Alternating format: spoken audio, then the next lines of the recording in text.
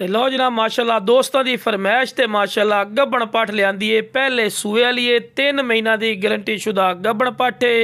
बिल्कुल वाइट अख दे विच ने और छोटे छोटे चिपटे सिंह जिन्हों कुंडली वाले सिंह आखते हैं माशाअल्लाह उस सिंगां दे विच और कन्ना की लेंथ वेखो माशाअल्लाह चंगे कन्ना दे लापारी सू और चौड़ाई विच जबरदस्त फेस ब्यूटी जबरदस्त